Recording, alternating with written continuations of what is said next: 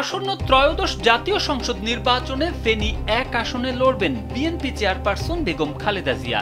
এই আসন থেকেই মনোনয়ন ফর্ম সংগ্রহ করেছেন জাতীয় নাগরিক পার্টি এনসিপির কেন্দ্রীয় কমিটি এবং প্রচার ও প্রকাশনা সেলের সদস্য এহসানুল মাহবুব জোবায়ের। রোববার রাজধানীর বাংলা মোটরে এনসিপির অস্থায়ী কেন্দ্রীয় কার্যালয় থেকে এনসিপির কেন্দ্রীয় নেতাদের উপস্থিতিতে মনোনয়নপত্র নেন তিনি। তবে খালেদা জিয়ার আসনে কাউকে মনোনয়ন দেওয়া হবে না। এ ঘোষণার পরও এই আসনে জোবায়েরকে মনোনয়নপত্র দিয়েছে দলটি।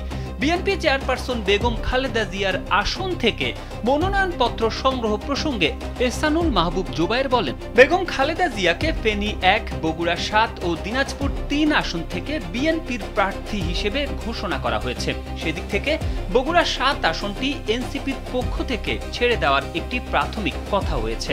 জানা যায়, এহসানুল মাহবুব জোবায়ের জগন্নাথ বিশ্ববিদ্যালয়ের নৃবিজ্ঞান বিভাগ থেকে স্নাতক ও স্নাতকোত্তর করেছেন। তিনি ফেনীর আল জামেয়াতুল ফালাহিয়া কামিল মাদ্রাসা থেকে 2014 সালে মাধ্যমিক ও 2016 সালে উচ্চ মাধ্যমিক পাশ করেন। তিনি জাতীয় নাগরিক কমিটির কেন্দ্রীয় সদস্য। এছাড়াও জগন্নাথ বিশ্ববিদ্যালয় সাংবাদিক সমিতির সাধারণ সম্পাদক। বর্তমানে তিনি বাইং হাউস ব্যবসার সঙ্গে জড়িত। জোবায়েরের বাবা আমিনুল ইসলাম এবং মা রাশেদা আক্তার দুজনই শিক্ষকতা পেশার সঙ্গে যুক্ত।